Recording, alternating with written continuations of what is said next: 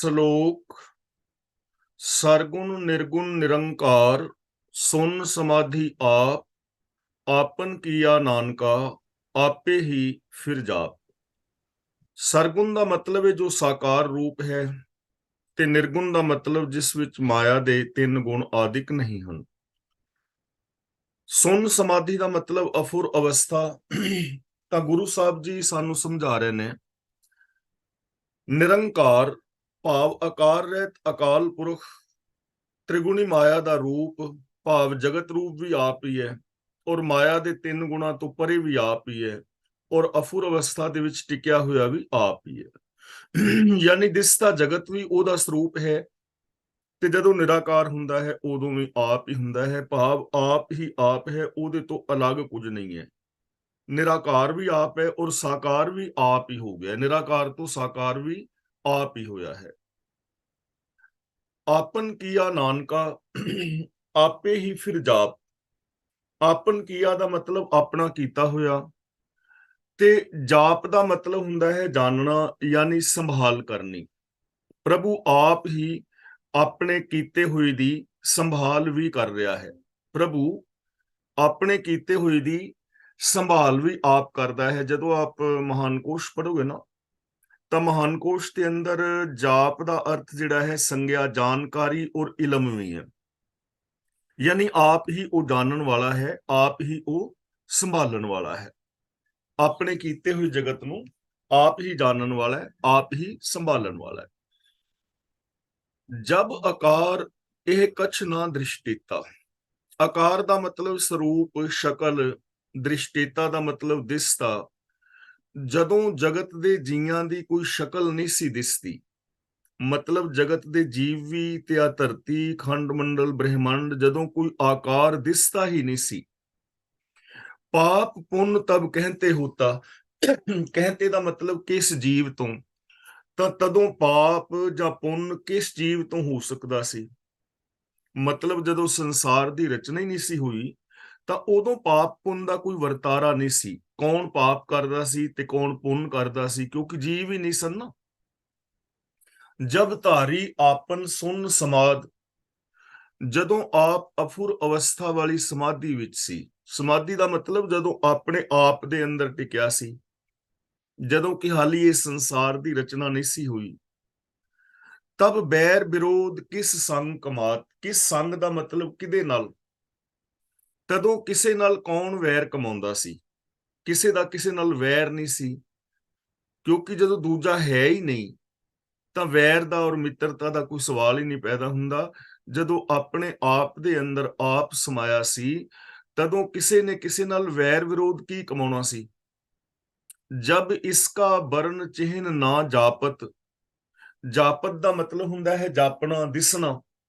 Burn ਦਾ ਮਤਲਬ ਵਰਨ, ਰੰਗ। ਚਿਹਨ ਦਾ ਮਤਲਬ ਨਿਸ਼ਾਨ। ਜਦੋਂ ਇਸ ਜਗਤ ਦਾ ਕੋਈ ਰੰਗ ਰੂਪ ਹੀ ਨਹੀਂ ਸੀ ਦਿਸਦਾ, ਨਾ ਕੋਈ ਰੰਗ ਸੀ, ਨਾ ਰੂਪ ਸੀ, ਨਾ ਇਹਦਾ ਕੋਈ ਆਕਾਰ ਸੀ, ਜਦੋਂ ਦਿਸਦਾ ਹੀ ਨਹੀਂ ਸੀ, ਤਬ ਹਰਖ ਸੋਗ ਕਹੋ ਕਿਸੇ ਵਿਆਪਤ। ਹਰਖ ਦਾ ਮਤਲਬ ਖੁਸ਼ੀ, ਸੋਗ ਦਾ ਮਤਲਬ ਚਿੰਤਾ, ਵਿਆਪਤ ਦਾ ਮਤਲਬ ਪੋ ਸਕਦਾ ਸੀ। ਤਾਂ ਤਦੋਂ ਦੱਸੋ ਖੁਸ਼ੀ ਜਾਂ ਚਿੰਤਾ ਕਿਸ ਨੂੰ ਪੋ ਸਕਦੇ ਸਨ। ਨਾ ਕਿਸੇ ਨੂੰ ਖੁਸ਼ੀ ਸੀ, ਨਾ ਗਮੀ ਸੀ, ਨਾ ਖੁਸ਼ੀ ਦਾ ਨਿਸ਼ਾਨ ਸੀ, ਨਾ ਗਮੀ ਦਾ ਨਿਸ਼ਾਨ ਸੀ, ਕਿਉਂਕਿ ਹੈ ਹੀ ਨਹੀਂ ਸੀ ਕੋਈ। ਜਬ ਆਪਨ ਆਪ ਪਾਰ ਬ੍ਰਹਮ। ਜਦੋਂ ਪ੍ਰਭੂ ਆਪ ਹੀ ਆਪ ਸੀ, ਜਦੋਂ ਆਪ ਹੀ ਆਪ ਸੀ, ਤਬ ਮੋਹ ਕਹਾ ਕਿਸ ਹੋਵਤ ਭਰਮ। ਤਦੋਂ ਮੋਹ ਕਿੱਥੇ ਹੋ ਸਕਦਾ ਸੀ ਔਰ ਭਰਮ ਭੁਲੇਖੇ ਕਿਸ ਨੂੰ ਪੈ ਸਕਦੇ ਸਨ। ਕਿਉਂਕਿ ਮੋਹ ਤੇ ਤਾਂ ਹੀ ਹੋਏਗਾ ਨਾ ਜੀਵਾਂ ਨੂੰ ਜੇ ਜੀਵ ਹੋਣਗੇ, ਤੇ ਭੁਲੇਖੇ ਸਾਨੂੰ ਤਾਂ ਹੀ ਪੈਣਗੇ ਜੇ ਅਸੀਂ ਹੋਵਾਂਗੇ। ਜਦੋਂ ਪ੍ਰਭੂ ਆਪ ਹੀ ਆਪ ਸੀ ਤੇ ਨਾ ਕਿਸੇ ਨੂੰ ਕਿਸੇ ਦਾ ਮੋਹ ਸੀ, ਨਾ ਕੋਈ ਭਰਮ ਸੀ, ਨਾ ਕੋਈ ਭੁਲੇਖਾ ਸੀ। ਆਪਨ ਖੇਲ ਆਪ ਵਰਤੀਜਾ। ਵਰਤੀਜਾ ਦਾ ਮਤਲਬ ਵਰਤਾਇਆ। ਆਪਣੀ ਖੇਡ ਨੂੰ ਪ੍ਰਭੂ ਨੇ ਆਪ ਹੀ ਵਰਤਾਇਆ। ਇਹ ਖੇਲ ਜਿਹੜੀ ਹੈ ਨਾ ਜਗਤ ਰੂਪ ਖੇਲ, ਇਸ ਨੂੰ ਆਪ ਹੀ ਉਸਨੇ ਵਰਤਾਇਆ। ਨਾਨਕ ਕਰਨੇ ਹਾਰ ਨਾ ਦੂਜਾ। ਉਹਦੇ ਤੋਂ ਬਿਨਾ ਇਸ ਜਗਤ ਨੂੰ ਬਣਾਉਣ ਵਾਲਾ, ਇਸ ਸੰਸਾਰ ਖੇਲ ਨੂੰ ਸਿਰਜਣ ਵਾਲਾ ਹੋਰ ਕੋਈ ਨਹੀਂ ਹੈ। ਉਹ ਆਪਣੇ ਆਪ ਨੂੰ ਬਣਾਉਣ ਵਾਲਾ ਆਪ ਹੈ ਤੇ ਆਪਣੇ ਆਪ ਤੋਂ ਇਸ ਖੇਲ ਨੂੰ ਰਚਣ ਵਾਲਾ ਵੀ ਆਪ ਹੈ, ਕੋਈ ਦੂਜਾ ਨਹੀਂ, ਇੱਕੋ ਹੀ ਹੈ, ਉਹ ਇੱਕ ਹੀ ਪਸਰਿਆ ਹੋਇਆ ਹੈ। ਜਬ ਹੋਵਤ ਪ੍ਰਭ ਕੇਵਲ ਧਨੀ, ਧਨੀ ਦਾ ਮਤਲਬ ਮਾਲਕ, ਜਦੋਂ ਮਾਲਕ ਸਿਰਫ ਆਪ ਹੀ ਆਪ ਸੀ। ਤਬ ਬੰਧ ਮੁਕਤ ਕਹੋ ਕਿਸ ਕੋ ਗਨੀ, ਗਨੀ ਦਾ ਮਤਲਬ ਗਿਣੀਏ, ਸਮਝੀਏ। ਉਦੋਂ ਬੰਧਨ ਦੇ ਵਿੱਚ ਫਸਿਆ ਹੋਇਆ ਔਰ ਬੰਧਨਾਂ ਤੋਂ ਮੁਕਤ ਕਿਹਨੂੰ ਸਮਝੀਏ, ਕਿ ਕੌਣ ਮੁਕਤ ਸੀ ਤੇ ਕੌਣ ਬੰਧਨ ਵਿੱਚ ਸੀ। ਕਿਉਂਕਿ ਜੀਵ ਹੈ ਹੀ ਨਹੀਂ, ਤਾਂ ਨਾ ਕੋਈ ਬੰਧਨ ਵਿੱਚ ਸੀ ਨਾ ਕੋਈ ਮੁਕਤ ਸੀ, ਬੰਧਨ ਔਰ ਮੁਕਤੀ ਦਾ ਨਾਮੋ ਨਿਸ਼ਾਨ ਨਹੀਂ ਸੀ। ਜਬ ਏਕ ਹੈ ਹਰ ਅਗੰਮ ਅਪਾਰ, ਅਗੰਮ ਦਾ ਮਤਲਬ ਜਿਸ ਤੱਕ ਪਹੁੰਚ ਨਾ ਹੋ ਸਕੇ, ਅਪਾਰ ਦਾ ਮਤਲਬ ਪਾਰ ਤੋਂ ਰਹਿਤ। ਜਦੋਂ ਅਪਹੁੰਚ ਔਰ ਬੇਅੰਤ ਪ੍ਰਭੂ ਆਪ ਹੀ ਆਪ ਸੀ, ਇੱਕ ਸੀ, ਤਬ ਨਰਕ ਸੁਰਗ ਕਹੋ ਕੌਣ ਅਵਤਾਰ। ਅਵਤਾਰ ਦਾ ਮਤਲਬ ਹੁੰਦਾ ਹੈ ਉਤਰਨ ਵਾਲਾ, ਜਨਮ ਲੈਣ ਵਾਲਾ, ਪੈਣ ਵਾਲਾ, ਉਤਰਨਾ। ਅਵਤਾਰ ਦਾ ਮਤਲਬ ਉਤਰਨਾ, ਪੈਣਾ। ਤਦੋਂ ਦੱਸੋ ਨਰਕਾਂ ਔਰ ਸਵਰਗਾਂ ਵਿੱਚ ਆਉਣ ਵਾਲੇ ਕਿਹੜੇ ਜੀਵ ਸਨ? ਕੌਣ ਉਦੋਂ ਨਰਕਾਂ ਵਿੱਚ ਪੈਂਦਾ ਸੀ, ਕੌਣ ਸਵਰਗਾਂ ਵਿੱਚ ਪੈਂਦਾ ਸੀ? ਨਾ ਕੋਈ ਨਰਕ ਸੀ ਔਰ ਨਾ ਹੀ ਕੋਈ ਸਵਰਗ ਸੀ। ਇਹਨਾਂ ਗੱਲਾਂ ਨੂੰ ਨਾ ਧਿਆਨ ਨਾਲ ਸੁਣਨਾ। ਅਗਲੀਆਂ ਜੋ ਲਾਸਟ 2 ਪੌੜੀਆਂ ਨੇ, ਉਹਨਾਂ ਵਿੱਚ ਇਹਨਾਂ ਚੀਜ਼ਾਂ ਦਾ ਬਹੁਤ ਸੁੰਦਰ ਨਿਖੇੜਾ ਗੁਰੂ ਜੀ ਨੇ ਕੀਤਾ ਹੈ, ਜਿਸ ਕਰਕੇ ਸਾਨੂੰ ਬਹੁਤ ਵਧੀਆ ਸਮਝ ਆਏਗੀ ਇਹਨਾਂ ਚੀਜ਼ਾਂ ਦੀ, ਕਿ ਉਦੋਂ ਨਾ ਕੋਈ ਨਰਕ ਸੀ, ਨਾ ਸਵਰਗ ਸੀ, ਨਾ ਕੋਈ ਨਰਕਾਂ ਵਿੱਚ ਪੈਣ ਵਾਲਾ ਸੀ, ਨਾ ਸਵਰਗਾਂ ਵਿੱਚ ਉਤਰਨ ਵਾਲਾ ਸੀ। ਜਬ ਨਿਰਗੁਣ ਪ੍ਰਭ ਸਹਿਜ ਸੁਭਾਏ, ਸਹਿਜ ਸੁਭਾਏ ਦਾ ਮਤਲਬ ਸੁਤੇ ਸਿੱਧ। ਜਦੋਂ ਸੁਤੇ ਹੀ ਪ੍ਰਭੂ ਤ੍ਰਿਗੁਣੀ ਮਾਇਆ ਤੋਂ ਪਰੇ ਸੀ, ਰਜਗੁਣ, ਤਮਗੁਣ, ਸਤਗੁਣ ਤੋਂ ਪਰੇ ਸੀ, ਜਦੋਂ ਹਾਲੇ ਇਸ ਸੰਸਾਰ ਦੀ ਰਚਨਾ ਹੀ ਨਹੀਂ ਸੀ ਹੋਈ, ਤਬ ਸ਼ਿਵ ਸ਼ਕਤ ਕਹੋ ਕਿਤ ਠਾਏ। ਸ਼ਿਵ ਸ਼ਕਤ ਦਾ ਮਤਲਬ ਉਦੋਂ ਕਿੱਥੇ ਸੀ ਇਹ ਪਦਾਰਥ ਔਰ ਚੇਤਨਤਾ ਵਗੈਰਾ, ਜੀਵ ਔਰ ਪਦਾਰਥ ਕਿੱਥੇ ਸੀ? ਨਾ ਉਦੋਂ ਜੀਵ ਸੀ, ਨਾ ਉਦੋਂ ਕੋਈ ਪਦਾਰਥ ਸੀ। ਜਬ ਆਪੇ ਆਪ ਆਪਣੀ ਜੋਤ ਧਰੈ, ਜਦੋਂ ਪ੍ਰਭੂ ਆਪ ਹੀ ਆਪਣੀ ਜੋਤ ਜਗਾਈ ਬੈਠਾ ਸੀ, ਮਤਲਬ ਆਪਣੇ ਆਪ ਦੇ ਅੰਦਰ ਆਪ ਹੀ ਸਮਾਇਆ ਹੋਇਆ ਸੀ। ਉਹਦੀ ਸੋਚ ਉਹਦੇ ਵਿੱਚ ਹੀ ਸਮਾਈ ਸੀ, ਉਹਦੀ ਜੋਤ ਉਹਦੇ ਵਿੱਚ ਹੀ ਸਮਾਈ ਸੀ, ਭਾਵ ਕਿ ਜਦੋਂ ਆਪ ਹੀ ਆਪ ਸੀ। ਤਬ ਕਵਨ ਨਿਡਰ ਕਵਨ ਕਤ ਡਰੈ, ਤਦੋਂ ਕੌਣ ਤੇ ਨਿਡਰ ਸੀ ਤੇ ਕੌਣ ਡਰਦਾ ਸੀ? ਨਾ ਕੋਈ ਨਿਡਰ ਸੀ, ਨਾ ਕੋਈ ਡਰਨ ਵਾਲਾ ਸੀ, ਕਿਉਂਕਿ ਦੂਜਾ ਹੈ ਹੀ ਨਹੀਂ ਸੀ, ਇਕੱਲਾ ਸੀ ਨਾ। ਡਰ ਹਮੇਸ਼ਾ ਦੂਜੇ ਦਾ ਹੁੰਦਾ। ਜਦੋਂ 2 ਹੋਣ ਤੇ ਪਤਾ ਲੱਗਦਾ ਹੈ ਕਿ ਇਹ ਨਿਡਰ ਹੈ ਤੇ ਇਹ ਡਰਿਆ ਹੋਇਆ ਹੈ, ਆਪ ਹੀ ਸੀ। ਆਪਨ ਚਲਿਤ ਆਪ ਕਰਨੈ ਹਾਰ, ਚਲਿਤ ਦਾ ਮਤਲਬ ਚਰਿੱਤਰ, ਤਮਾਸ਼ੇ, ਖੇਲ। ਆਪਣਾ ਖੇਲ ਆਪ ਹੀ ਕਰਨ ਵਾਲਾ ਹੈ, ਆਪਣੇ ਕੌਤਕ ਆਪ ਹੀ ਰਚਣ ਵਾਲਾ ਹੈ। ਨਾਨਕ ਠਾਕੁਰ ਅਗੰਮ ਅਪਾਰ, हे ਨਾਨਕ ਆਖ ਕਿ ਪ੍ਰਭੂ ਅਗੰਮ ਹੈ, ਬੇਅੰਤ ਹੈ, ਸਾਡੀ ਪਹੁੰਚ ਤੋਂ ਪਰੇ ਹੈ, ਉਹਦਾ ਅੰਤ ਨਹੀਂ ਪਾਇਆ ਜਾਂਦਾ। ਅਬਿਨਾਸ਼ੀ ਸੁਖ ਆਪਨ ਆਸਨ, ਆਸਨ ਦਾ ਮਤਲਬ ਤਖਤ, ਸਰੂਪ। ਜਦੋਂ ਪ੍ਰਭੂ ਆਪਣੀ ਮੌਜ ਵਿੱਚ ਆਪ ਹੀ ਸੀ, ਆਪਣੇ ਆਸਨ ਤੇ ਟਿਕਿਆ ਸੀ, ਭਾਵ ਆਪਣੇ ਆਪ ਦੇ ਅੰਦਰ ਸਮਾਇਆ ਹੋਇਆ ਸੀ। ਤਹਿ ਜਨਮ ਮਰਨ ਕਹੋ ਕਹਾ ਬਿਨਾਸਨ, ਤਹਿ ਦਾ ਮਤਲਬ ਉੱਥੇ, ਦੱਸੋ ਉੱਥੇ ਜੰਮਣਾ, ਮਰਨਾ ਔਰ ਮੌਤ ਕਿੱਥੇ ਸੀ? ਨਾ ਉੱਥੇ ਜਨਮ ਸੀ, ਨਾ ਉੱਥੇ ਮੌਤ ਸੀ, ਨਾ ਉੱਥੇ ਮਰਨਾ ਸੀ, ਉੱਥੇ ਕੁਝ ਵੀ ਨਹੀਂ ਸੀ, ਕਿਉਂਕਿ ਪ੍ਰਭੂ ਆਪ ਹੀ ਆਪ ਸੀ ਨਾ। ਜਬ ਪੂਰਨ ਕਰਤਾ ਪ੍ਰਭ ਸੋਏ, ਜਦੋਂ ਕਰਤਾਰ ਪੂਰਨ ਪ੍ਰਭੂ ਆਪ ਹੀ ਸੀ, ਤਬ ਜਮ ਕੀ ਤਰਾਸ ਕਹੋ ਕਿਸ ਹੋਏ, ਤਰਾਸ ਦਾ ਮਤਲਬ ਡਰ। ਤਾਂ ਤਦੋਂ ਦੱਸੋ ਜਮ ਦਾ ਯਾਨੀ ਮੌਤ ਦਾ ਡਰ ਕਿਹਨੂੰ ਹੋ ਸਕਦਾ ਸੀ? ਪ੍ਰਭੂ ਤੇ ਅਬਿਨਾਸ਼ੀ ਹੈ, ਤਾਂ ਉਦੋਂ ਮੌਤ ਦਾ ਡਰ ਕਿਸੇ ਨੂੰ ਨਹੀਂ ਸੀ ਕਿ ਕੋਈ ਮਰੇਗਾ ਹੁਣ। ਜਬ ਅਭਿਗਤ ਅਗੋਚਰ ਪ੍ਰਭ ਏਕਾ, ਅਭਿਗਤ ਦਾ ਮਤਲਬ ਹੁੰਦਾ ਹੈ ਅਦ੍ਰਿਸ਼ਟ, ਅਗੋਚਰ ਦਾ ਮਤਲਬ ਜਿਸ ਤੱਕ ਗਿਆਨ ਇੰਦਰੀਆਂ ਦੀ ਪਹੁੰਚ ਨਹੀਂ ਹੈ। ਜਦੋਂ ਨਾਸ਼ ਰਹਿਤ ਅਦ੍ਰਿਸ਼ਟ ਅਗੋਚਰ ਇੱਕ ਆਪ ਹੀ ਆਪ ਸੀ, ਤਬ ਚਿਤ੍ਰਗੁਪਤ ਕਿਸ ਪੂਛਤ ਲੇਖਾ। ਤਾਂ ਗੁਰੂ ਸਾਹਿਬ ਜੀ ਕਹਿੰਦੇ ਨੇ, ਦੱਸੋ ਉਦੋਂ ਚਿਤ੍ਰਗੁਪਤ ਕਿਹਨੂੰ ਲੇਖਾ ਪੁੱਛ ਸਕਦੇ ਸਨ? ਚਿਤ੍ਰਗੁਪਤ ਉਦੋਂ ਲੇਖਾ ਕਿਹਨੂੰ ਪੁੱਛਦੇ ਸੀ? ਹੁਣ ਤੇ ਅਸੀਂ ਕਹਿੰਦੇ ਆ ਵੀ ਚਿਤ੍ਰਗੁਪਤ ਲੇਖਾ ਪੁੱਛਦੇ ਨੇ, ਯਾਨੀ ਕੋਈ ਚਿਤ੍ਰਗੁਪਤ ਆਦਿਕ ਨਹੀਂ ਸੀ। ਜਬ ਨਾਥ ਨਿਰੰਜਨ ਅਗੋਚਰ ਅਗਾਧੇ, ਅਗਾਧੇ ਦਾ ਮਤਲਬ ਅਥਾਹ, ਜਦੋਂ ਮਾਲਕ ਮਾਇਆ ਰਹਿਤ ਅਥਾਹ ਅਗੋਚਰ ਗਿਆਨ ਇੰਦਰੀਆਂ ਦੀ ਪਹੁੰਚ ਪਕੜ ਤੋਂ ਪਰੇ ਆਪ ਹੀ ਆਪ ਸੀ। ਤਹ ਕੌਣ ਛੁੱਟੇ ਕੌਣ ਬੰਧਨ ਬੰਧੇ, ਤਦੋਂ ਕੌਣ ਮਾਇਆ ਦੇ ਬੰਧਨਾਂ ਵਿੱਚ ਬੰਧਿਆ ਸੀ ਤੇ ਕੌਣ ਬੰਧਨਾਂ ਤੋਂ ਆਜ਼ਾਦ ਸੀ। ਕੌਣ ਮਾਇਆ ਦੇ ਬੰਧਨਾਂ ਤੋਂ ਆਜ਼ਾਦ ਸੀ ਤੇ ਕੌਣ ਮਾਇਆ ਦੇ ਬੰਧਨਾਂ ਵਿੱਚ ਬੱਝਿਆ ਹੋਇਆ ਸੀ, ਕਿਉਂਕਿ ਜੀਵ ਹੈ ਹੀ ਨਹੀਂ ਸੀ ਨਾ। ਆਪਨ ਆਪ ਆਪ ਹੀ ਅਚਰਜਾ, ਅਚਰਜਾ ਦਾ ਮਤਲਬ ਅਚਰਜ, ਹੈਰਾਨ ਕਰ ਦੇਣ ਵਾਲਾ। ਉਹ ਅਚਰਜ ਰੂਪ ਪ੍ਰਭੂ ਆਪ ਹੀ ਆਪ ਹੈ, ਆਪਣੇ ਵਰਗਾ ਆਪ ਹੀ ਹੈ, ਉਹਦੇ ਵਰਗਾ ਹੋਰ ਕੋਈ ਨਹੀਂ, ਤੇ ਉਹ ਆਪ ਹੀ ਆਪ ਚਾਰ ਚੁਫੇਰੇ ਪਸਰਿਆ ਹੋਇਆ ਹੈ। ਨਾਨਕ ਆਪਨ ਰੂਪ ਆਪ ਹੀ ਉਪਰਜਾ, ਉਪਰਜਾ ਦਾ ਮਤਲਬ ਪੈਦਾ ਕੀਤਾ। ਹੇ ਨਾਨਕ, ਆਪਣਾ ਆਕਾਰ ਉਸਨੇ ਆਪ ਹੀ ਪੈਦਾ ਕੀਤਾ। ਇਹ ਜੋ ਸੰਸਾਰ ਅਸੀਂ ਦੇਖ ਰਹੇ ਹਾਂ ਨਾ, ਇਹ ਉਹਦਾ ਹੀ ਰੂਪ ਹੈ ਤੇ ਉਹਨੇ ਆਪਣਾ ਹੀ ਆਕਾਰ ਬਣਾਇਆ। ਉਹ ਨਿਰਾਕਾਰ ਤੋਂ ਆਕਾਰ ਹੋ ਗਿਆ, ਉਹ ਨਿਰਗੁਣ ਤੋਂ ਸਰਗੁਣ ਆਪ ਹੀ ਹੋ ਗਿਆ। ਇਹ ਨਹੀਂ ਕਿ ਉਹ ਸੰਸਾਰ ਬਣਾ ਕੇ ਤੇ ਆਪ ਸੰਸਾਰ ਤੋਂ ਵੱਖਰਾ ਹੋ ਬੈਠਾ ਜਾਂ ਕਿਤੇ ਉੱਤੇ ਆਪਣਾ ਡੇਰਾ ਵੱਖਰਾ ਜਮਾ ਲਿਆ, ਕੁਦਰਤ ਵੱਖਰੀ ਹੋ ਗਈ। ਉਹ ਆਪ ਹੀ ਉਹਨੇ ਆਪਣਾ ਆਕਾਰ ਪੈਦਾ ਕਰ ਲਿਆ, ਆਪਣਾ ਆਕਾਰ ਆਪ ਹੀ ਪੈਦਾ ਕੀਤਾ। ਜਹ ਨਿਰਮਲ ਪੁਰਖ, ਪੁਰਖ ਪਤ ਹੋਤਾ, ਪੁਰਖ ਦਾ ਮਤਲਬ ਪ੍ਰਭੂ ਵਿਆਪਕ, ਤੇ ਪੁਰਖ ਪਤ ਦਾ ਮਤਲਬ ਹੈ ਪੁਰਖਾਂ ਦਾ ਪਤੀ, ਜੀਵਾਂ ਦਾ ਮਾਲਕ। ਜਿਸ ਅਵਸਥਾ ਵਿੱਚ ਜੀਵਾਂ ਦਾ ਮਾਲਕ ਪ੍ਰਭੂ ਆਪ ਹੀ ਆਪ ਸੀ, ਇਹ ਸੰਸਾਰ ਨੂੰ ਸਿਰਜਣ ਵਾਲਾ ਕਰਤਾ ਜਿੱਥੇ ਆਪ ਹੀ ਆਪ ਸੀ, ਤਹਿ ਬਿਨ ਮੈਲ ਕਹੋ ਕਿਆ ਧੋਤਾ, ਤਾਂ ਉਥੇ ਉਹ ਮੈਲ ਰਹਿਤ ਸੀ। ਤਾਂ ਦੱਸੋ ਕੌਣ ਕਿਹਦੀ ਮੈਲ ਧੋਂਦਾ ਸੀ, ਉਹਨੇ ਕਿਹੜੀ ਮੈਲ ਧੋਣੀ ਸੀ, ਕਿਉਂਕਿ ਉਥੇ ਮਲੀਨਤਾ ਹੀ ਨਹੀਂ ਹੈ। ਤਦ ਉਥੇ ਸਾਫ਼ ਸੁਥਰਾ ਕਰਨ ਨੂੰ ਕੀ ਸੀ ਵੀ ਜਿਹੜੀ ਉਹ ਮੈਲ ਧੋਂਦਾ, ਮੈਲ ਧੋਣ ਵਾਲੀ ਕੋਈ ਚੀਜ਼ ਹੀ ਨਹੀਂ ਸੀ, ਮੈਲ ਹੀ ਨਹੀਂ ਸੀ। ਤਹਿ ਜਹ ਨਿਰੰਜਨ ਨਿਰੰਕਾਰ ਨਿਰਵਾਣ, ਨਿਰਵਾਣ ਦਾ ਮਤਲਬ ਵਾਸ਼ਨਾ ਰਹਿਤ, ਨਿਰੰਜਨ ਦਾ ਮਤਲਬ ਮਾਇਆ ਤੋਂ ਰਹਿਤ। ਜਿੱਥੇ ਮਾਇਆ ਰਹਿਤ, ਆਕਾਰ ਰਹਿਤ, ਵਾਸ਼ਨਾ ਤੋਂ ਰਹਿਤ ਪ੍ਰਭੂ ਹੀ ਪ੍ਰਭੂ ਸੀ। ਤਹਿ ਕੌਣ ਕੋ ਮਾਨ ਕੌਣ ਅਭਿਮਾਨ, ਤਾਂ ਉਥੇ ਮਾਨ ਹੰਕਾਰ ਕਿਹਨੂੰ ਸੀ, ਕਿਹਨੂੰ ਮਾਨ ਸੀ ਕਿਹਨੂੰ ਹੰਕਾਰ ਸੀ। ਕੌਣ ਉਥੇ ਮਾਨ ਕਰਦਾ ਕੌਣ ਹੰਕਾਰ ਕਰਦਾ, ਨਾ ਮਾਨ ਸੀ ਨਾ ਹੰਕਾਰ ਸੀ। ਜਹ ਸਰੂਪ ਕੇਵਲ ਜਗਦੀਸ਼, ਜਿੱਥੇ ਕੇਵਲ ਜਗਤ ਦੇ ਮਾਲਕ ਦੀ ਹੀ ਹਸਤੀ ਸੀ, ਜਿੱਥੇ ਕੇਵਲ ਜਗਤ ਦਾ ਮਾਲਕ ਹੀ ਸੀ। ਤਹਿ ਛਲ ਛਿਦਰ ਲਗਤ ਕਹੋ ਕੀਸ, ਕੀਸ ਦਾ ਮਤਲਬ ਕਿਸ ਨੂੰ, ਛਲ ਦਾ ਮਤਲਬ ਧੋਖਾ, ਛਿਦਰ ਦਾ ਮਤਲਬ ਐਬ। ਤਾਂ ਜਿੱਥੇ ਪ੍ਰਭੂ ਆਪ ਹੀ ਆਪ ਸੀ, ਉਥੇ ਦੱਸੋ ਛਲ, ਐਬ ਔਰ ਧੋਖਾ ਕਿਸ ਨੂੰ ਲੱਗਦੇ ਸਨ। ਭਾਵ ਛਲ ਐਬ ਔਰ ਧੋਖਾ ਵਗੈਰਾ ਕੁਛ ਨਹੀਂ ਸੀ।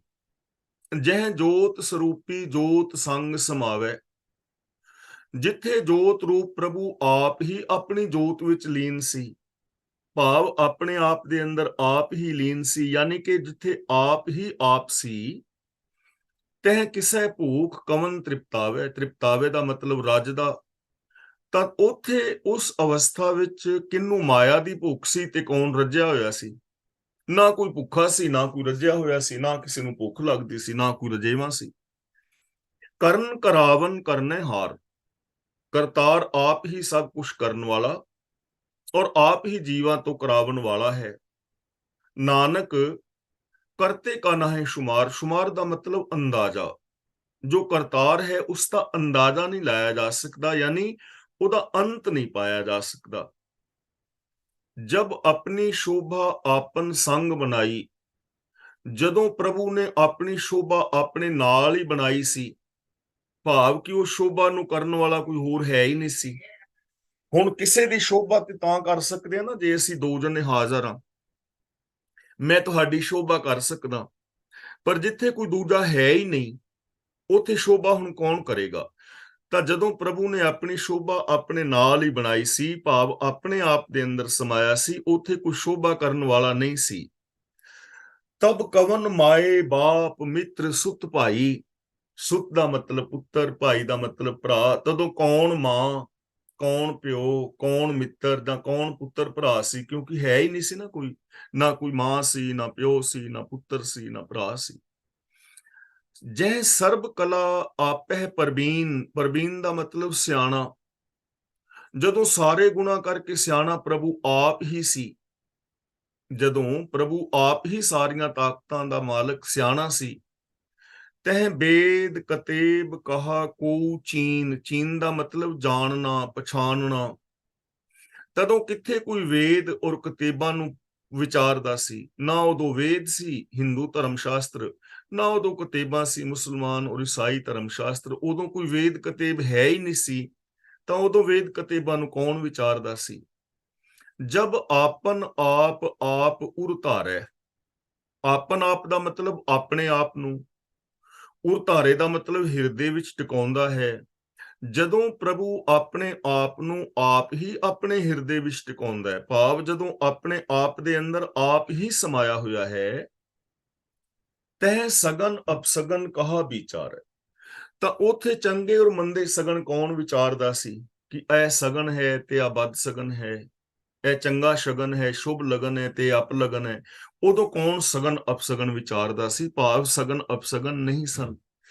ਜਹ ਆਪਨ ਊਚ ਆਪਨ ਆਪ ਨੇਰਾ, ਇੱਥੇ ਨੇਰਾ ਦਾ ਮਤਲਬ ਹੈ ਨੇੜੇ ਯਾਨੀ ਨੀਵਾਂ, ਊਚ ਦਾ ਮਤਲਬ ਉੱਚਾ।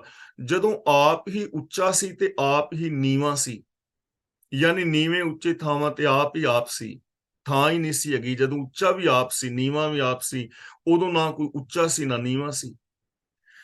ਤਹ ਕੌਣ ਠਾਕੁਰ ਕੌਣ ਕਹੀਏ ਚੇਰਾ, ਚੇਰਾ ਦਾ ਮਤਲਬ ਚੇਲਾ। ਤਾਂ ਦੱਸੋ ਉਦੋਂ ਮਾਲਕ ਕੌਣ ਸੀ ਤੇ ਸੇਵਕ ਕੌਣ ਸੀ? ਜਦੋਂ ਆਪ ਹੀ ਆਪ ਸੀ, ਕੋਈ ਦੁਨੀਆ ਵਿੱਚ ਹੋਰ ਹੈ ਹੀ ਨਹੀਂ ਸੀ, ਤਾਂ ਉਦੋਂ ਸੇਵਕ ਕੌਣ ਸੀ ਤੇ ਚੇਲਾ ਕੌਣ ਸੀ? ਨਾ ਕੋਈ ਚੇਲਾ ਸੀ ਨਾ ਕੋਈ ਮਾਲਕ ਸੀ।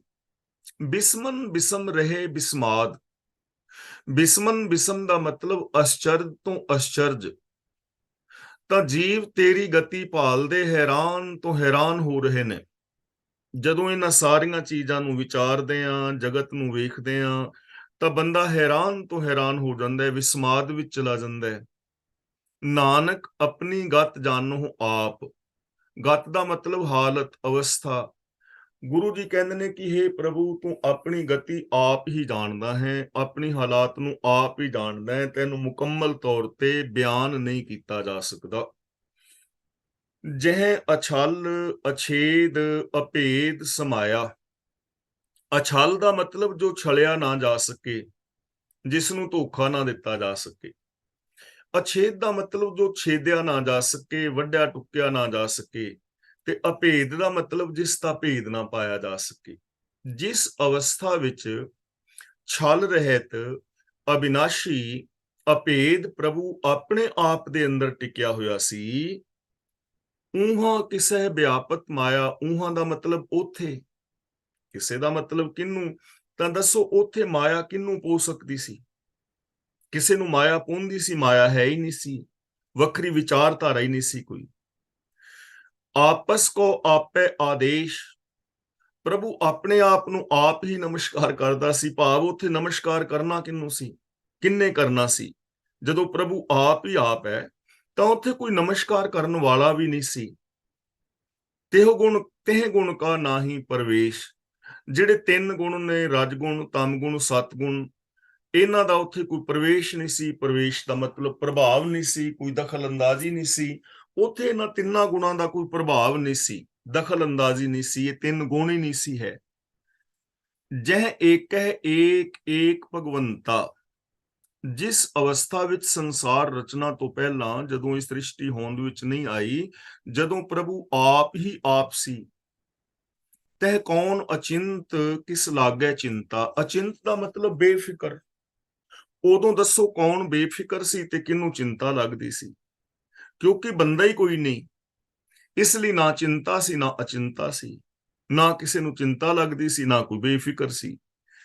ਜਹ ਆਪਨ ਆਪ ਆਪ ਪਤਿਆਰਾ, ਪਤਿਆਰਾ ਦਾ ਮਤਲਬ ਪਤੀਜਨ ਵਾਲਾ, ਆਪਨ ਆਪ ਦਾ ਮਤਲਬ ਆਪਣੇ ਆਪ ਨੂੰ, ਪਤਿਆਰਾ ਦਾ ਮਤਲਬ ਪਤਿਆਉਣ ਵਾਲਾ। ਜਦੋਂ ਆਪਣੇ ਆਪ ਨੂੰ ਆਪ ਹੀ ਪਤਿਆਉਣ ਵਾਲਾ ਸੀ, ਆਪ ਹੀ ਖੁਸ਼ ਕਰਨ ਵਾਲਾ ਸੀ, ਯਾਨੀ ਰੱਬ ਨੂੰ ਖੁਸ਼ ਕਰਨ ਵਾਲਾ ਕੋਈ ਹੈ ਹੀ ਨਹੀਂ ਸੀ। ਕੋਈ ਦੂਜਾ ਹੋਏ ਤਾਂ ਖੁਸ਼ ਕਰੇ ਨਾ, ਕਿ ਜਿਹਦੇ ਉੱਤੇ ਰੱਬ ਦਾ ਵਿਸ਼ਵਾਸ ਬਣੇ। ਕੋਈ ਦੂਜਾ ਹੈ ਹੀ ਨਹੀਂ, ਆਪਣੇ ਆਪ ਨੂੰ ਆਪ ਹੀ ਪਤਿਆਉਣ ਵਾਲਾ, ਆਪਣੇ ਆਪ ਵਿੱਚ ਆਪ ਹੀ ਸੰਤੁਸ਼ਟ ਸੀ। ਤਹਿ ਕੌਣ ਕਥੈ ਕੌਣ ਸੁਣਨੇ ਹਾਰਾ। ਤਾਂ ਉੱਥੇ ਕੌਣ ਬੋਲਦਾ ਸੀ ਤੇ ਕੌਣ ਸੁਣਦਾ ਸੀ? ਨਾ ਕੋਈ ਬੋਲਦਾ ਸੀ, ਨਾ ਕੋਈ ਸੁਣਨ ਵਾਲਾ ਸੀ। ਆਪਣੇ ਆਪ ਦੇ ਅੰਦਰ ਸਮਾਇਆ ਹੋਇਆ ਸੀ। ਬੋਲਣਾ ਔਰ ਸੁਣਨਾ ਉਦੋਂ ਨਹੀਂ ਸੀ। ਬਹੁ ਬੇਅੰਤ ਊਚ ਤੇ ਉੱਚਾ। ਪ੍ਰਭੂ ਬੜਾ ਬੇਅੰਤ ਹੈ ਔਰ ਉੱਚੇ ਤੋਂ ਉੱਚਾ ਹੈ। ਨਾਨਕ ਆਪਸ ਕੋ ਆਪੇ ਪਹੁੰਚਾ। ਪਹੁੰਚਾ ਦਾ ਮਤਲਬ ਪਹੁੰਚਦਾ, ਬਰਾਬਰੀ ਕਰਦਾ। ਹੇ ਨਾਨਕ, ਆਪਣੇ ਆਪ ਤੱਕ ਆਪ ਹੀ ਅਪੜਨ ਵਾਲਾ ਹੈ। ਉਹਦੀ ਉਚਾਈ ਨੂੰ, ਉਹਦੀ ਬਜ਼ੁਰਗੀ ਨੂੰ, ਉਹਦੀ ਮਹਾਨਤਾ ਦਾ ਕੋਈ ਅੰਤ ਨਹੀਂ ਪਾ ਸਕਦਾ। ਉਹ ਆਪਣੇ ਆਪ ਨੂੰ ਆਪ ਹੀ ਜਾਣਦਾ ਹੈ। ਹੁਣ ਅਗਲੀ ਗੱਲ ਚੱਲ ਰਹੀ ਹੈ, ਜਿਹ ਆਪ ਰਚਿਓ ਪਰਪੰਚ ਆਕਾਰ। ਇਹ ਗੱਲ ਤਾਂ ਉਦੋਂ ਤੱਕ ਦੀ ਸੀ ਜਦੋਂ ਤੱਕ ਕਾਇਨਾਤ ਹੋਂਦ ਵਿੱਚ ਨਹੀਂ ਆਈ। ਜਦੋਂ ਤੱਕ ਇੱਕ ਸਰਬ ਵਿਆਪਕ ਪਰਮ ਸੱਤਿਆ, ਜਿਸ ਕਰਕੇ ਉਤਪत्ति, ਲੈਤਾ, ਪਾਲਨ ਔਰ ਸੰਚਾਲਨ ਹੋ ਰਿਹਾ ਹੈ, ਜਦੋਂ ਤੱਕ ਉਹ ਸਾਕਾਰ ਨਹੀਂ ਸੀ, ਆਕਾਰ ਰਹਿਤ ਸੀ, ਹੁਣ ਤੱਕ ਉਹ ਵਿਚਾਰ ਸੀ।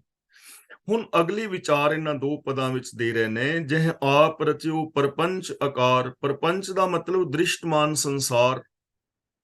ਜਦੋਂ ਪ੍ਰਭੂ ਨੇ ਜਗਤ ਦੀ ਇਹ ਖੇਡ ਰਚੀ, ਸੰਸਾਰ ਰੂਪ ਦੇ ਅੰਦਰ ਜਦੋਂ ਪ੍ਰਗਟ ਹੋਇਆ, ਦਿਸਣ ਵਾਲੀਆਂ ਜਿੰਨੀਆਂ ਵੀ ਸੂਰਤਾਂ ਨੇ, ਮਤਲਬ ਖੰਡ ਮੰਡਲ, ਬ੍ਰਹਿਮੰਡ, ਗ੍ਰਹਿ, ਨਕਸ਼ਤਰ, ਤਾਰੇ, ਸਿਆਰੇ, ਸਿਤਾਰੇ, ਆਕਾਸ਼ ਗੰਗਾਵਾਂ, ਵਨਸਪਤੀ, ਮਨੁੱਖ ਮਾਤਰ, ਅਗਨੀ, ਪੌਣ, ਪਾਣੀ ਆਦਿਕ ਜੋ ਵੀ ਦਿਸਦਾ ਜਗਤ ਹੈ, ਜਦੋਂ ਇਸ ਰੂਪ ਵਿੱਚ ਉਹ ਪ੍ਰਗਟ ਹੋਇਆ, ਰਚਨਾ ਰਚੀ, ਤੇ ਗੁਣ ਮੈਂ ਕੀਨੋ ਵਿਸਥਾਰ। ਤਾਂ ਤਿੰਨਾਂ ਗੁਣਾਂ ਦਾ ਖਿਲਾਰਾ ਖਲੇਰ ਦਿੱਤਾ, ਵਿਸਥਾਰ ਕਰ ਦਿੱਤਾ। ਆ ਸਾਰਾ ਵਿਸਥਾਰ ਜੋ ਸਾਨੂੰ ਦਿਸ ਰਿਹਾ ਹੈ, ਇਹ ਹੋਂਦ ਵਿੱਚ ਆ ਗਿਆ। ਪਾਪ ਪੁੰਨ ਤਹਿ ਭਈ ਕਹਾਵਤ। ਤਾਂ ਦੇਖੋ, ਪਹਿਲਾਂ ਵਿਚਾਰ ਕਰ ਆਏ ਨਾ ਕਿ ਜਦੋਂ ਤੱਕ ਪ੍ਰਭੂ ਆਪ ਹੀ ਆਪ ਸੀ, ਉੱਥੇ ਕੀ ਪੁੰਨ ਸੀ ਤੇ ਕੀ ਪਾਪ ਸੀ, ਕੀ ਨਰਕ ਸੀ ਤੇ ਕੀ, ਉਦੋਂ ਇਹ ਚੀਜ਼ਾਂ ਹੈ ਹੀ ਨਹੀਂ ਸੀ। ਤਾਂ ਗੁਰੂ ਜੀ ਕਹਿੰਦੇ ਨੇ ਫਿਰ ਇਹ ਨਾਮ ਪਾਪ ਤੇ ਪੁੰਨ ਤਦੋਂ ਰੱਖੇ ਗਏ। ਇਹ ਆਖਣਾ ਉਥੋਂ ਚੱਲਿਆ ਕਿ ਇਹ ਕੰਮ ਪਾਪ ਹੈ ਤੇ ਇਹ ਕੰਮ ਪੁੰਨ ਹੈ। ਤਦੋਂ ਇਹ ਗੱਲ ਚੱਲ ਪਈ ਕਿ ਇਹ ਪੁੰਨ ਹੈ ਤੇ ਪਾਪ ਹੈ। ਇਹ ਅੱਗੋਂ ਗੱਲ ਇਨਸਾਨਾਂ ਨੇ ਚਲਾਈ ਕਿ ਇਹ ਪੁੰਨ ਹੈ ਔਰ ਇਹ ਪਾਪ ਹੈ। ਫਿਰ ਇਹ ਗੱਲਾਂ ਚੱਲ ਪਈਆਂ ਜਦੋਂ ਨਿਰਾਕਾਰ ਤੋਂ ਸਾਕਾਰ ਹੋ ਗਿਆ, ਜੀਵ ਜੰਤ ਪੈਦਾ ਹੋ ਗਏ, ਮਨੁੱਖ ਹੋਂਦ ਵਿੱਚ ਆ ਗਿਆ, ਤਾਂ ਇਹ ਕਹਾਵਤ ਚੱਲ ਪਈ, ਨੇਕੀਆਂ ਔਰ ਬਦੀਆਂ ਦੀ ਗੱਲ ਚੱਲ ਪਈ। ਮਨੁੱਖ ਨੇ ਨਿਸ਼ਚਿਤ ਕਰ ਲਿਆ ਕਿ ਇਹ ਪਾਪ ਹੈ ਤੇ ਇਹ ਪੁੰਨ ਹੈ। ਕੋ ਨਰਕ ਕੋ ਸੁਰਗ ਬੰਛਾਵਤ। ਬੰਛਾਵਤ ਦਾ ਮਤਲਬ ਚਾਹਣ ਵਾਲਾ। ਤਾਂ ਤਦੋਂ ਕੋਈ ਜੀਵ ਨਰਕਾਂ ਦਾ ਭਾਗੀ ਤੇ ਕੋਈ ਸਵਰਗਾਂ ਦਾ ਚਾਹਣ ਵਾਲਾ ਬਣ ਗਿਆ। ਯਾਨੀ ਮਨੁੱਖ ਨੇ ਨਰਕ ਔਰ ਸਵਰਗ ਸਿਰਜ ਲੈ, ਮਿਥ ਲੈ। ਗੁਰੂ ਜੀ ਪਹਿਲਾਂ ਦੱਸ ਰਹੇ ਨਾ, ਕੌਣ ਨਰਕ ਕੌਣ ਸੁਰਗ ਬੰਛਾਵਤ, ਵੀ ਕੋਈ ਇਹ ਕੌਣ, ਕਿੱਥੇ ਨਰਕ ਸੀ ਤੇ ਕਿੱਥੇ ਸਵਰਗ ਸੀ, ਕੌਣ ਜੰਮਦਾ ਸੀ ਤੇ ਕੌਣ ਮਰਦਾ ਸੀ। ਹੁਣ ਜਦੋਂ ਇਹ ਰਚਨਾ ਰਚੀ ਗਈ ਤਾਂ ਫਿਰ ਇਥੋਂ ਕਹਾਣੀਆਂ ਚੱਲ ਪਈਆਂ ਵੀ ਕੋਈ ਨਰਕ ਵੀ ਹੈ ਤੇ ਕੋਈ ਸਵਰਗ ਵੀ ਹੈ। ਮਨੁੱਖਾਂ ਨੇ ਮਿਥ ਲੈ, ਕੋਈ ਨਰਕ ਵਿੱਚ ਪੈਣ ਵਾਲਾ ਤੇ ਕੋਈ ਸਵਰਗ ਵਿੱਚ ਪੈਣ ਵਾਲਾ ਮਿਥ ਲਿਆ ਗਿਆ। ਆਲ ਜਾਲ ਮਾਇਆ ਜੰਜਾਲ। ਆਲ ਜਾਲ ਦਾ ਮਤਲਬ ਘਰਾਂ ਦਾ ਬੰਧਨ, ਘਰਾਂ ਦੇ ਧੰਦੇ ਔਰ ਮਾਇਆ ਦੇ ਬੰਧਨ, ਇਹ ਸ਼ੁਰੂ ਹੋ ਗਏ। ਹੁਣ ਦੇਖੋ, ਆਪਾਂ ਪਹਿਲਾਂ ਕਈ ਵਾਰ ਵਿਚਾਰ ਚੁੱਕੇ ਹਾਂ ਵੀ ਸਾਡੇ ਜੋ ਕੰਮ ਨੇ ਨਾ, ਜੋ ਅਸੀਂ ਰੋਜ਼ ਕਰਦੇ ਹਾਂ, ਇਹ ਕੰਮ ਹੀ ਧਰਮ ਬਣ ਜਾਂਦਾ ਹੈ ਔਰ ਕੰਮ ਹੀ ਧੰਦੇ ਬਣ ਜਾਂਦੇ ਨੇ। ਗੁਰੂ ਜੀ ਨੇ ਇਹਨਾਂ ਕੰਮਾਂ ਨੂੰ ਕਿਰਤ ਦਾ ਨਾਮ ਦਿੱਤਾ ਹੈ, ਤੇ ਕਿਰਤ ਕਹਿੰਦੇ ਨੇ ਜੋ ਸੱਚ ਨੂੰ ਆਧਾਰ ਬਣਾ ਕੇ ਕੰਮ ਕੀਤਾ ਜਾਏ, ਉਹ ਕਿਰਤ ਬਣ ਜਾਂਦਾ ਹੈ। ਧਰਮ ਦੀ ਕਿਰਤ, ਸੱਚੀ ਕਿਰਤ, ਉਹਨੂੰ ਰੱਬ ਦੀ ਭਗਤੀ ਕਹਿ ਲਓ, ਕੁਛ ਵੀ ਕਹਿ ਲਓ। ਲੇਕਿਨ ਜਦੋਂ ਝੂਠ ਨੂੰ ਬੇਸ ਬਣਾ ਕੇ ਕੋਈ ਕੰਮ ਕੀਤਾ ਜਾਂਦਾ ਹੈ ਤਾਂ ਉਹ ਜੰਜਾਲ ਔਰ ਬੰਧਨ ਹੋ ਜਾਂਦਾ ਹੈ। ਤਾਂ ਗੁਰੂ ਪਾਤਸ਼ਾਹ ਜੀ ਕਹਿੰਦੇ ਨੇ, ਘਰਾਂ ਦੇ ਧੰਦੇ ਔਰ ਮਾਇਆ ਦੇ ਬੰਧਨ, ਹਉਮੈ ਮੋਹ ਭਰਮ ਪੈ ਭਾਰ, ਹੰਕਾਰ, ਮੋਹ, ਭੁਲੇਖੇ ਔਰ ਡਰ, ਇਹ ਮਨੁੱਖੀ ਜ਼ਿੰਦਗੀ ਦੇ ਵਿੱਚ ਪੈਦਾ ਹੋ ਗਏ। ਜਦੋਂ ਮਨੁੱਖ ਪੈਦਾ ਹੋਇਆ ਤਾਂ ਹੰਕਾਰੀ ਬੰਦਾ ਹੋ ਗਿਆ, ਕੋਈ ਵੱਡਾ ਸਮਝਣ ਲੱਗ ਗਿਆ ਆਪਣੇ ਆਪ ਨੂੰ, ਕੋਈ ਛੋਟਾ ਸਮਝਣ ਲੱਗ ਗਿਆ। ਫਿਰ ਆਪਣੇ ਸੈਲਫਿਸ਼ਨੈਸ ਪੈਦਾ ਹੋ ਗਈ, ਬਹੁਤ ਸਾਰੇ ਭੁਲੇਖੇ ਪੈਦਾ ਹੋ ਗਏ, ਬਹੁਤ ਸਾਰੇ ਡਰ ਪੈਦਾ ਹੋ ਗਏ।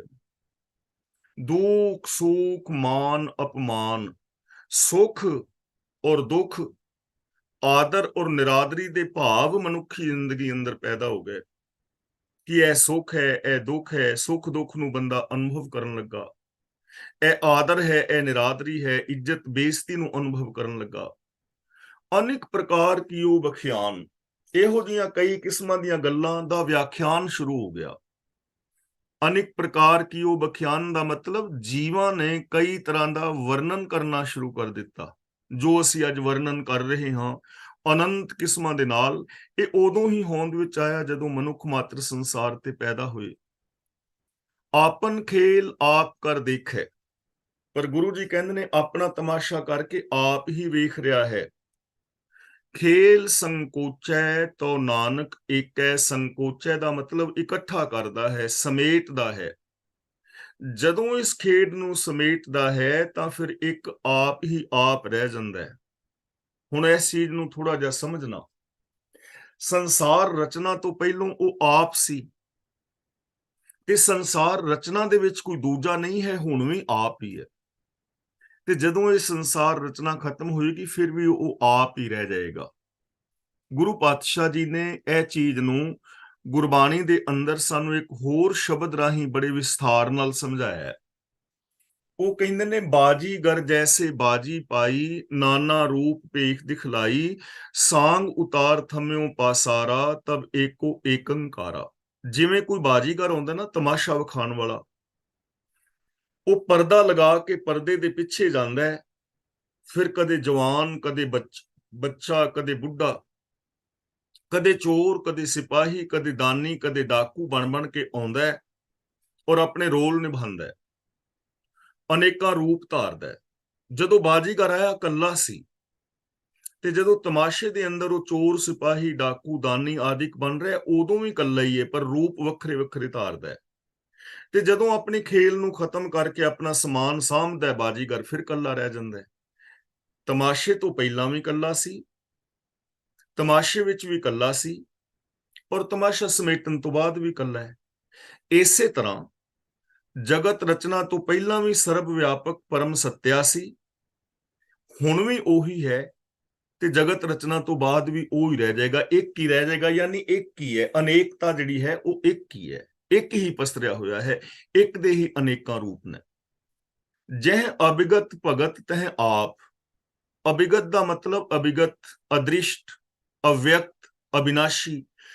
ਜਿੱਥੇ ਅਦ੍ਰਿਸ਼ਟ ਪ੍ਰਭੂ ਹੈ ਉੱਥੇ ਉਹਦਾ ਭਗਤ ਹੈ, ਤੇ ਜਿੱਥੇ ਭਗਤ ਹੈ ਉੱਥੇ ਪ੍ਰਭੂ ਆਪ ਹੈ, ਯਾਨੀ ਰੱਬ ਦਾ ਪਿਆਰਾ ਔਰ ਰੱਬ ਦੋਵੇਂ ਇੱਕ ਦੂਜੇ ਦੇ ਅੰਦਰ ਅਭੇਦ ਨੇ, ਕਿਉਂਕਿ ਜੋ ਰੱਬ ਦੇ ਪਿਆਰਿਆਂ ਦੀ ਸੋਚ ਹੈ ਉਹ ਰੱਬ ਦੇ ਵਿੱਚ ਹੀ ਸਮਾਈ ਹੁੰਦੀ ਹੈ। ਜਹ ਪਸਰੈ ਪਾਸਾਰ ਸੰਤ ਪ੍ਰਤਾਪ, ਜਹ ਪਸਰੈ ਦਾ ਮਤਲਬ ਜਦੋਂ ਵੀ ਪ੍ਰਭੂ ਖਲਾਰਾ ਖਲਾਰਦਾ ਹੈ, ਜਗਤ ਰਚਨਾ ਰਚਦਾ ਹੈ। ਸੰਤ ਪ੍ਰਤਾਪ ਦਾ ਮਤਲਬ, ਉਥੇ ਸੰਤ ਦਾ ਮਤਲਬ ਇੱਥੇ ਹੈਗਾ ਸਚਿਆਰ। ਜੋ ਸਚਿਆਰ ਪੁਰਸ਼ ਨੇ ਉਹਨਾਂ ਦਾ ਪ੍ਰਤਾਪ ਹੁੰਦਾ ਹੈ, ਉਹਨਾਂ ਨੂੰ ਮਾਣ, ਇੱਜ਼ਤ, ਸਤਿਕਾਰ ਮਿਲਦਾ ਹੈ। ਜਦੋਂ ਪ੍ਰਭੂ ਖਲਾਰਾ ਖਲਾਰਦਾ ਹੈ, ਸੰਸਾਰ ਰਚਨਾ ਰਚਦਾ ਹੈ, ਤਾਂ ਜਿਹੜੇ ਸ਼ਾਂਤ ਇਨਸਾਨ ਨੇ, ਜੋ ਸਚਿਆਰ ਨੇ, ਜੋ ਸ਼ੁਭ ਗੁਣਾਂ ਵਾਲੇ ਨੇ, ਜੋ ਰੱਬੀ ਰਜਾ ਦੇ ਵਿੱਚ ਤੁਰਦੇ ਨੇ, ਉਹਨਾਂ ਦਾ ਪ੍ਰਤਾਪ ਖਿਲਰਦਾ ਹੈ, ਉਹਨਾਂ ਨੂੰ ਮਾਣ, ਆਦਰ ਔਰ ਸਤਿਕਾਰ ਇਸ ਪਸਾਰੇ ਦੇ ਵਿੱਚ ਮਿਲਦਾ ਹੈ। ਦੂਹੂ ਪਾਖ ਕਾ ਆਪੈ ਧਨੀ, ਦੂਹੂ ਪਾਖ ਦਾ ਮਤਲਬ ਉਤਪत्ति ਔਰ ਲੈਤਾ, ਜਨਮ ਔਰ ਮਰਨ, ਸ਼ੁਰੂਆਤ ਔਰ ਅੰਤ। ਤਾਂ ਗੁਰੂ ਪਾਤਸ਼ਾਹ ਜੀ ਕਹਿੰਦੇ ਨੇ ਦੋਹਾਂ ਪੱਖਾਂ ਦਾ ਪ੍ਰਭੂ ਆਪ ਹੀ ਮਾਲਕ ਹੈ, ਸਿਰਜਣਾ ਦਾ ਵੀ ਔਰ ਅੰਤ ਦਾ ਵੀ। ਉਨਕੀ ਸ਼ੋਭਾ ਉਨਹੂ ਗਨੀ, ਪ੍ਰਭੂ ਆਪਣੀ ਸ਼ੋਭਾ ਆਪ ਹੀ, ਗਨੀ ਦਾ ਮਤਲਬ ਫਬਦੀ ਹੈ, ਬਣੀ। ਉਨਕੀ ਸ਼ੋਭਾ ਉਨਹੂ ਬਣੀ, ਬਣੀ, ਬਣੀ ਦਾ ਮਤਲਬ ਫਬਦੀ ਹੈ। ਪ੍ਰਭੂ ਜੀ ਆਪਣੀ ਸ਼ੋਭਾ ਆਪ ਹੀ ਜਾਣਦੇ ਨੇ, ਉਹਨੂੰ ਹੀ ਫਬਦੀ ਹੈ। ਅਸੀਂ ਪ੍ਰਭੂ ਦੀ ਸ਼ੋਭਾ ਨੂੰ, ਉਹਦੇ ਗੁਣਾਂ ਨੂੰ, ਉਹਦੇ ਵਿਸਥਾਰ ਨੂੰ, ਉਹਦੀ ਇਸ ਰਚਨਾ ਦਾ ਅੰਤ ਨਹੀਂ ਪਾ ਸਕਦੇ। ਪ੍ਰਭੂ ਆਪਣੀ ਸ਼ੋਭਾ ਨੂੰ, ਆਪਣੇ ਅੰਤ ਨੂੰ ਆਪ ਜਾਣਦਾ ਹੈ, ਅਸੀਂ ਉਹਦਾ ਅੰਤ ਨਹੀਂ ਪਾ ਸਕਦੇ। ਆਪੈ ਕੌਤਕ ਕਰੇ ਆਨੰਦ ਚੋਜ, ਚੋਜ ਦਾ ਮਤਲਬ ਖੇਡਾਂ। ਪ੍ਰਭੂ ਆਪ ਹੀ ਖੇਡਾਂ ਖੇਡ ਰਿਹਾ ਹੈ ਔਰ ਆਪ ਹੀ ਆਨੰਦ ਦੇ ਤਮਾਸ਼ੇ ਕਰ ਰਿਹਾ ਹੈ। ਭਾਵ ਚਾਰ ਚੁਫੇਰੇ ਜੋ ਖੇਲ ਖੇਲੀ ਜਾ ਰਹੀ ਹੈ, ਇਹਦੇ ਵਿੱਚ ਪ੍ਰਭੂ ਆਪ ਹੀ ਹੈ ਔਰ ਆਪ ਹੀ ਉਹ ਆਨੰਦ ਮਾਣ ਰਿਹਾ ਹੈ। ਆਪੈ ਰਸ ਭੋਗਨ ਨਿਰਜੋਗ, ਨਿਰਜੋਗ ਦਾ ਮਤਲਬ ਨਿਰਲੇਪ, ਆਪ ਹੀ ਰਸਾਂ ਨੂੰ ਭੋਗਣ ਵਾਲਾ ਹੈ ਔਰ ਆਪ ਹੀ ਨਿਰਲੇਪ ਹੈ, ਕਿਉਂਕਿ ਉਹ ਹੈ ਹੀ ਇੱਕ। ਇਸ ਲਈ ਭੋਗਣ ਵਾਲਾ ਵੀ ਆਪ ਹੈ ਤੇ ਨਿਰਲੇਪ ਵੀ ਆਪ ਹੈ। ਯਾਨੀ ਜੋ ਰਸ ਭੋਗ ਰਹੇ ਨੇ ਉਹਨਾਂ ਵਿੱਚ ਵੀ ਉਹੀ ਹੈ, ਜੋ ਨਿਰਲੇਪ ਨੇ ਉਹਨਾਂ ਵਿੱਚ ਵੀ ਉਹਦੀ ਹੀ ਪ੍ਰਾਣ ਸੱਤਾ ਹੈ। ਜਿਸ ਭਾਵੈ ਤਿਸ ਆਪਨ ਨਾਏ ਲਾਵੇ, ਜਿਹਨੂੰ ਪਾਉਂਦਾ ਹੈ ਉਹਨੂੰ ਆਪਣੇ ਹੁਕਮ ਵਿੱਚ ਜੋੜ ਲੈਂਦਾ ਹੈ। ਇਸ ਦੇ ਦੋ ਤਰ੍ਹਾਂ ਅਰਥ ਕੀਤੇ ਨੇ ਕਿ ਜਿਸ ਭਾਵੈ ਤਿਸ ਆਪਨ ਨਾਏ ਲਾਵੇ, ਕਿ ਜਿਸ ਨੂੰ ਪਾਉਂਦਾ ਹੈ ਉਹਨੂੰ ਆਪਣੇ ਸਿਫਤ ਸਲਾਹ ਵਿੱਚ ਲਗਾ ਲੈਂਦਾ ਹੈ। ਤਾਂ ਇਹਦਾ ਮੀਨਿੰਗ ਹੋਏਗਾ ਜੋ ਪ੍ਰਭੂ ਦੇ ਭਾਣੇ ਵਿੱਚ ਤੁਰਦਾ ਹੈ ਉਹ ਸਿਫਤ ਸਲਾਹ ਵਿੱਚ ਲੱਗ ਜਾਂਦਾ ਹੈ। ਤੇ ਦੂਜਾ ਅਰਥ ਵਿਦਵਾਨਾਂ ਨੇ ਇਸ ਤਰ੍ਹਾਂ ਕੀਤਾ ਹੈ, ਜਿਸ ਭਾਵੈ, ਕਿ ਜਿਹਨੂੰ ਪਾਉਂਦਾ ਹੈ, ਜਿਹਨੂੰ ਚੰਗਾ ਲੱਗਦਾ ਹੈ ਪ੍ਰਭੂ ਦਾ ਹੁਕਮ, ਉਹਨੂੰ ਆਪਣੇ ਹੁਕਮ ਵਿੱਚੋਂ ਲਾ ਲੈਂਦਾ ਹੈ।